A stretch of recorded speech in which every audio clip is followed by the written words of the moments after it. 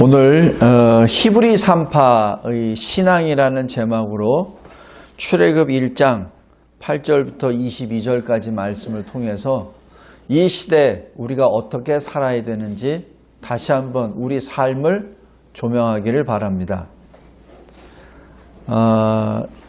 창세기 50장이 끝나면서 이 50장이 끝날 때까지만 하더라도 이 이스라엘 백성들은 애굽에서 잘 살았습니다.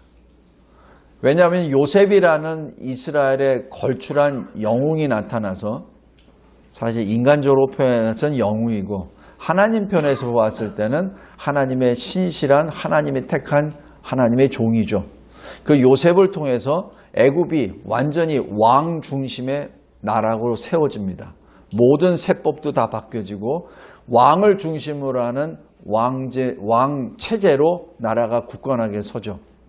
그러니까 그 일에 옆에 조력을 하였었던 실질적으로 모든 일을 다 했었던 이스라엘 백성의 대표 요셉의 얼굴을 보았을 때는 애굽 사람과 이스라엘은 항상 좋은 관계였습니다. 굉장히 좋은 관계였어요. 그러나 이스라엘 사람들의 그 수가 많아지면 많아질수록 이제는 약간의 변동이 생깁니다. 그 변동 중에서 8절입니다. 요셉을 알지 못하는 새 왕이 나타납니다. 이 말이 굉장히 의미가 깊어요. 여태까지 있었던 이 애굽 왕은 요셉과 이스라엘을 향하여 항상 우호적인 관계였습니다. 그러나 어떤 일이었는지는 우리는 잘 모르나 지금 애굽에 새로운 왕이 들어간 거죠. 새로운 정권이 들어선 겁니다. 그러다 보니까 지금까지 이스라엘과 가졌던 그 좋은 관계에서 이제는 좋은 관계가 아니라 이스라엘을 경계하는 그러한 관계가 되어버린 거죠. 이스라엘이 크면 클수록 애굽에게 도움이 되었을 텐데 그러나 이 새로운 정권에서 봤을 때는 이스라엘이 크면 클수록 애굽은 두려움이 쌓여버린 겁니다. 이유, 저 이스라엘은 우리 백성이 아닌데 만약에 전쟁이 일어나면은 저들이 우리 적국과 손을 잡으면 우리는 어떻게 되지? 그리고 우리하고 대적이 돼서 우리를 치고 도망가면은 우리는 어떻게 되지? 하는 두려움에 쌓여버리죠. 그러니까 여기서 방안이 두 개가 나옵니다. 첫 번째, 저 번성을 좀 줄여야 되겠다. 번성하지 못하도록 해야 되겠다는 게 방언입니다. 일입니다. 그래서 그 방언 일로 이스라엘을 억압하죠. 굉장히 힘든 노동을 시킵니다. 그런데 묘한 것이 사람이라는 것은 억압을 시키면 더 강해집니다. 특별히 이 하나님의 백성들을 강하게 억압을 하면은 더 많이 번성하게 돼요. 그래서 다시 플랜 B로 들어가죠. 그것이 가장 잔인한 방법. 아이들을, 특히 사내 아이들을 죽이는 작업입니다. 사내 아이들이 죽으면은 어떻게 되죠? 이스라엘에는 여자만 남겠죠.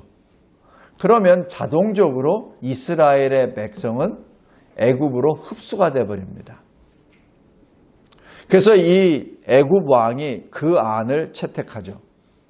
그래서 그 안을 채택하면서 히브리 산파를 부릅니다. 그 사람이 15절에 십브라와 부하라는 사람입니다. 근데 신학자들이 그럼 이 두 사람이 다 이스라엘 사람들 아이들을 다 받았느냐? 그건 아니고 대표입니다. 그리고 히브리 사람들의 산파는 분명히 히브리인이라고 생각됩니다. 왜냐하면 이 애굽 사람이 자기들보다 좀 이게 밑에 층으로 생각하는 히브리 사람들의 아이를 받아준다? 그건 좀 어려워요. 왜냐하면 히브리 사람들은 주로 어디에 있었죠? 고센 땅에. 무엇을 했죠? 소와 양을 키웠죠. 그 짐승을 키우는, 가축을 키우는 것은 애굽 사람들에겐 천한 직종으로 분류가 됐기 때문에 아마 애굽 여인이, 애굽의 산파들이 가서 히브리 아이들을 하지는 않았을 것으로 추정됩니다. 다시 얘기해서 이 두 사람은 히브리 사람들이에요. 이스라엘 사람들입니다. 근데 애굽 왕이 부르죠. 사내 아이거든 죽여라. 여자를 낳거든 살려두라. 이것이 애굽 왕의 명령입니다. 성도 여러분, 산파는 어떤 사람이죠? 생명을 살리는 사람입니다. 그러니까 생명을 살리는 사람을 생명을 죽이는 사형 집행자로 위임한 거죠.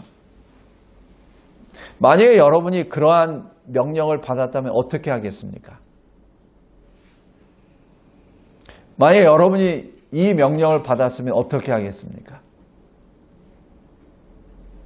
우리가 과거 6.25 사변 터져서 북한에 공산당이 내려왔을 때 그 당시에 소장하는 사람들, 그 당시에 천대받는 사람들, 배우지 못한 사람들, 재산이 없는 사람들에게 완장 하나 차주고, 그죠? 완장 하나 채워주고 가서 지주 죽창으로 찔러 죽여. 어떻게 했죠? 죽였습니다.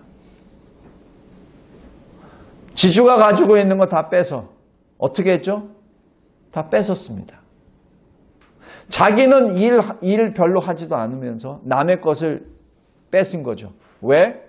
그동안 억울했거든. 내가 갖지 못한 자로 태어나서 갖지도 못했고 내가 배우지도 못했고, 그러니까 배운 사람들, 가진 사람들 속이 우글우글하거든. 그러니까 잘 됐다고 해서 찔러 죽입니다. 그래서 어떻게 됐죠? 지금 북한의 모습이 현재 그 모습입니다. 우리가 여기 이 글을 보면 산파가 어떻게 애들을 어떻게 죽일 수 있지? 이거 당연히 바로 말 안 듣는 게 당연하지 이렇게 볼 텐데 그거 아니에요. 우리 대한민국 역사를 쭉 봐도 충분히 산파가 죽일 수 있습니다. 왜냐하면 왕의 이름으로. 옛날 공산당이 들어왔을 때 완장 하나 채워주고 죽여 했을 때 죽였던 것처럼 여기 17절에 산파들이 하나님을 두려워하여 애굽 왕의 명령을 어기고 남자아이들을 살렸다라고 하는 것은 쉬운 일 아닙니다. 굉장히 어려운 일입니다. 당시에 왕의 명령을 따르지 않으면 어떻게 되죠? 그거 사형입니다. 지금 여기 17절은 사형을 받을 거를 각오하고 들어간 겁니다. 자기 죽을 것을 각오하고 자기만 죽는 게 아니에요. 자기 가족, 자기 집 전부 다 멸할 것을 각오하고 지금 어긴 겁니다. 우리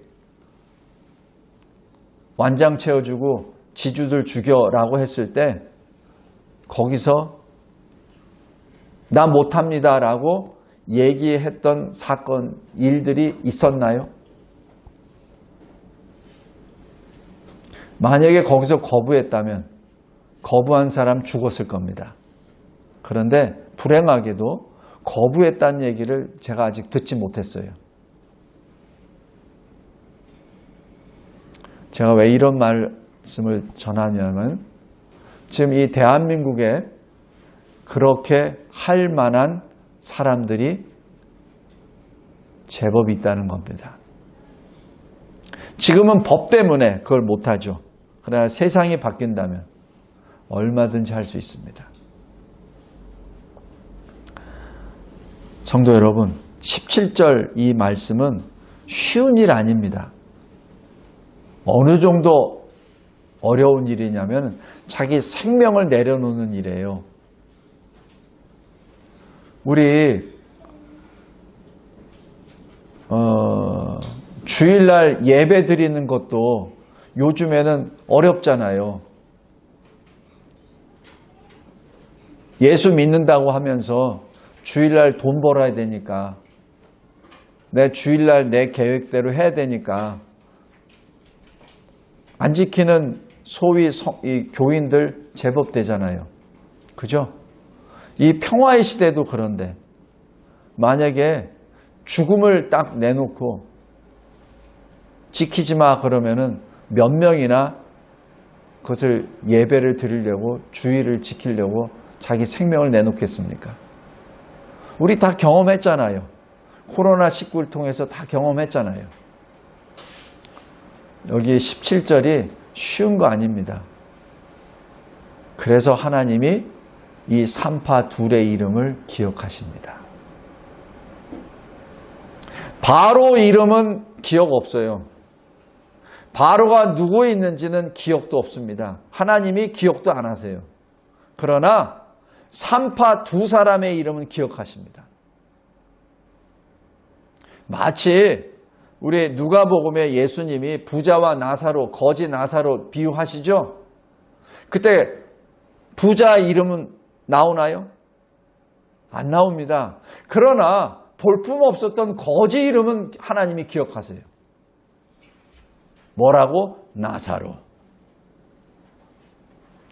이게 히브리 산파의 신앙이요. 하나님이 그 신앙을 기쁘게 받으셨다는 증거입니다. 성도 여러분, 우리 이 마지막 시대에 살면서 하나님 앞에 내 이름이 기억되기를 늘 힘쓰기 바랍니다. 물론 기억하시는 것은 하나님이에요. 하나님의 절대 주권입니다. 하나님의 택하시고 하나님이 인도하시고 하나님이 끌어주시고 모든 것이 역사입니다. 그러나 우리가 주님 앞에 부르짖으며 기도하고 걸어가야 될 것은 주여 나의 이름을 기억하여 주옵소서. 내가 하나님이 기억하시는 이름이 될 수 있도록 나를 인도하여 주시옵소서. 내가 비록 내 생명을 잃는다 하더라도 하나님을 더 두려워하게 하옵소서. 이 세상의 왕보다 하나님을 더 두려워하게 하옵소서. 이 세상의 돈보다 하나님을 더 사랑하게 하옵소서. 이 세상의 이름이나 명예나 지위보다 내가 하나님 나라를 더 사랑하게 하옵소서. 그것이 이 땅에 우리가 사는 본분입니다. 그러지 않으면 입술로는 예수를 믿는다고 하면서 행동으로 전혀 그렇지 않으면 그는 아무 의미가 없습니다. 그러면 마태복음 7장에 그 사건이 또 벌어져요. 주여 주여 내가 주의 이름으로 많은 일을 했습니다. 교회도 세우고 선교도 하고 귀신도 내쫓고 병도 낫게 하고 내가 많은 일을 했습니다. 주님이 하신 말씀, 내가 너를 알지 못하노라. 이 불법을 행한 자들아. 굉장히 두려운 말씀입니다. 신앙은 반드시 열매가 있습니다. 신앙은 반드시 그 신앙에 따른 행동이 있습니다. 만약에 열매가 없고 행동이 없다면 그것은 신앙이 없는 겁니다. 가짜 신앙입니다. 거짓 신앙입니다. 여기 히브리 여인, 이 히브리 두 산파는 자기 생명을 걸고 믿음을 지킨 사람입니다. 두 번째, 산파가 바로 왕 앞에 불려갑니다. 신문을 받습니다. 어찌하여 너는 내 말을 어겼느냐. 지금 여기서 바로가 고개만 끄덕하면 바로 죽습니다. 고개만 끄덕하면 바로 죽습니다. 여기서 하나님의 성령이 산파에게 지혜를 주십니다. 그것이 여기 19절입니다. 왕이시여, 히브리 여인은 애굽 여인과 같지 않더이다. 히브리 여인은 내가 그 소식을 듣고 가니 이미 났습니다. 하나님께서 주시는 지혜의 말씀으로 산파도 살고, 그리고 그 산파들에게 하나님께서 복을 내려주십니다. 그래서 20절 보면 번성하고 매우 강하여졌더라. 누가? 그 백성은. 그 백성이 누구죠? 히브리인들이죠. 이스라엘들이죠. 성도 여러분, 한 사람의 신앙의 결단으로 그 민족이 강성하게 됩니다. 한 사람의 신앙의 결단으로 그 나라가 강성하게 됩니다. 그 나라가 세워집니다. 그러자 셋째, 바로가 다시 결단합니다. 어떻게? 군사들에게 명령합니다. 그것이 22절입니다. 그의 모든 백성이라고 번역이 되어 있는데, 여기 백성이라는 히브리 언어는 이 군과 똑같은 단어입니다. 군인과 똑같은 단어예요. 그래서 엄밀히 얘기하면은 그 군사들에게 명령합니다. 아들이면 나일강에 던지라. 이게 죽이라는 거죠. 딸이거든 살려두라. 그래서 이 집행이 시행이 됩니다. 그래서 지금 이 애굽의 이집트의 그 벽화 같은 데 보면 이 갓난 아이들을 나일강에다 버리는 그 벽화들이 그림으로 남아 있습니다. 성도 여러분, 말씀을 맺겠습니다. 이 역사는 하나님이 이미 말씀해 주신 겁니다. 이미 말씀해 주셨어요. 그리고 이 성경 전체에서 그것을 말씀합니다. 이 바로는 사탄의 씨입니다. 사탄 옛뱀, 하와를 실족해 했던 그 옛뱀, 그리고 광야에서 예수님을 시험하였던 마귀, 하나님의 백성들을 계속해서 유혹하고 죽음의 길로 떨어뜨리는 사탄이죠. 그 사탄의 한 모습입니다. 이 모습이 나중에 예수께서 이 세상에 오실 때, 그때 헤롯의 모습으로 또 등장하죠. 성도 여러분, 이 모습이 바로 요한계시록에도 나옵니다. 한번 확인해 보겠습니다. 요한계시록 12장 보시기 바랍니다.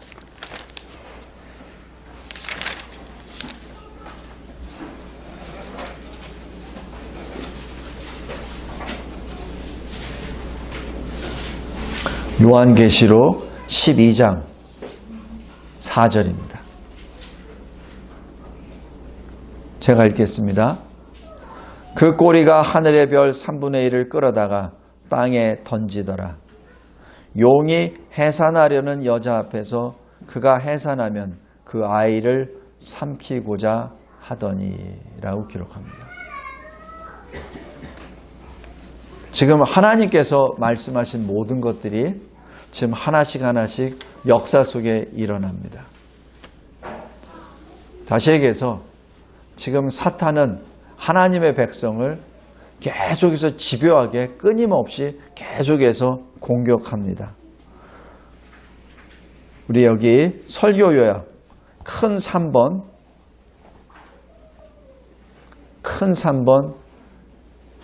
작은 1번 보시기 바랍니다. 마귀는 마치 우는 사자같이 두루다니며 삼킬 자를 찾습니다. 베드로전서 5장 8절입니다. 바로 이 대적은 교회의 대적입니다. 왜냐하면 교회는 하나님의 백성이거든요. 그래서 하나님의 백성을 무너뜨리고 파멸시키기 위하여 사자처럼 계속해서 쫓아다닙니다. 쉬지 않고 집요하게 달라듭니다. 작은 2번. 다니엘서 7장 25절에 이 짐승에 대한 계시를 다니엘에게 보여주십니다. 넷째 짐승이 장차 지극히 높으신 이를 말로 대적하며, 지극히 높으신 이가 누굽니까? 하나님이죠. 그 하나님을 먼저 말로 대적합니다. 뭐 어떻게? 거짓말로. 그리고 어떻게 하죠? 또 지극히 높으신 이의 성도들. 누구죠? 교회죠. 지극히 높으신 이가 누굽니까? 하나님이죠. 하나님의 성도를, 바로 교회를 괴롭게 하며, 똑같은 수준입니다. 말로 먼저 대적하고 그 다음에 교회를 괴롭게 하죠. 마치 아까 애굽 왕 바로가 첫 번째는 괴롭게 만들죠. 그죠? 괴롭게 만드는데 교회가 더 번성해. 그러니까 어떻게 하죠? 때와 법을 고칩니다. 법을 고쳐요. 그리고 성도들을 계속해서 짓밟습니다. 어느 동안? 한때, 두때, 반때 동안. 그에게는 하나님이 정하신 그 기간 동안.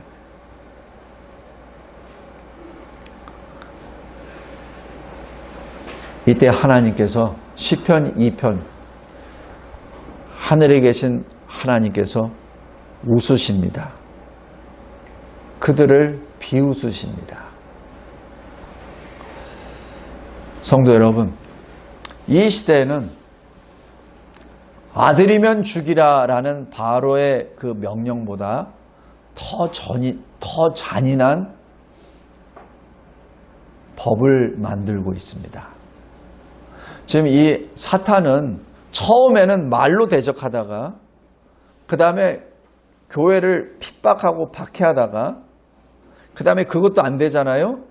법을 바꿔요.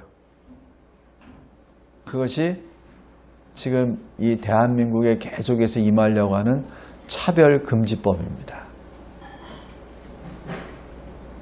차별금지법이 뭐죠? 동성애자들 차별하지 말란 얘기잖아요. 다시 한번 얘기하면은 동성애는 하나님을 대적합니다 라고 말을 하는 그것이 차별이 되기 때문에 그것을 가르치지 말란 얘기입니다. 그 얘기는 교회가 진리를 말하지 말고 교회도 동성애를 허용하라는 얘기죠. 동성애가 뭐죠? 남자가 남자를 취하는 거죠. 여자가 여자를 취하는 것이죠. 그러면 남자가 남자를 취하고 여자가 여자를 취하면 아이를 낳습니까? 차라리 바로는 낳는 것은 허용을 해요. 근데 남자는 죽여.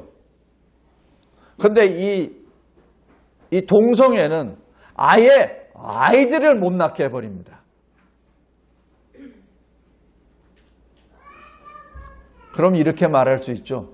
뭐 다른 방법으로 뭐 이게 할 수 있잖아요. 예, 그러다 보면은 인간성을 상실해 버립니다. 마치 개나 고양이를 입양하듯이 자기 아이들도 그런 식으로 입양해 버리고, 그리고 인공수정이나 이런 거를 통해서 아이들을 자기가 마음대로 원하는 때 원하는 모습으로 만들어서 키우려고 합니다. 그러면 인간이 아니죠. 자기가 소유하고자 하는 소유물이 돼버리죠. 성도 여러분, 지금 이 시대가 그래서 굉장히 무서운 시대에 우리가 지금 살고 있다는 것입니다. 차라리 바로가 더 나아요. 바로는 눈으로 나일강에 던지니까 저는 나쁜 놈이야 라고 알 수 있죠. 그러니까 모세와 같은 그런 인물들이 나올 수 있어요. 그런데 지금은 아예 그 근원적인 하나님의 형상을 태어나게 하는 그 근원적인 것까지 부정시켜버리기 때문에 그것은 엄청난 괴계입니다. 그런데 이것을 교회에서 연구해 봅시다. 교회에서 이것을 허용해야 됩니다 라고 말하는 이 시대에 살고 있습니다. 안 됩니다. 특별히 우리 주한이, 태희, 학교에서 어떻게 가르친다 하더라도 그것은 안 되는 일입니다. 우리 청년들 꼭 지켜야 됩니다. 꼭 지켜야 됩니다. 만약에 이것이 무너지면 가정이 깨져버립니다. 남자와 여자가 만나서 가정을 이뤄야 되는데 남자와 남자가 만나고 여자가 여자를 만나면 가정이 아니라 그것은 정욕을 태우는 집단이 되어버립니다. 그럼 가정이 안 생기면 어떻게 되죠? 교회가 파괴됩니다. 교회가 파괴되면 어떻게 되죠? 세상은 소돔이 되어버립니다. 성도 여러분, 우리 여기 이 출애굽 1장을 읽으면서 특별히 우리 지금 현재 우리 어린이 세대들 그리고 청년 세대들을 위해서 기도합시다. 우리보다 훨씬 어려운 시대를 지금 이 친구들은 통과해야 됩니다. 지금 이 시대를 지금 이미 유럽과 또 미국의 일부는 이미 지금 통과 중에 있습니다. 우리는 그것을 보면서도 계속해서 이 법을 개정하려고 합니다. 왜?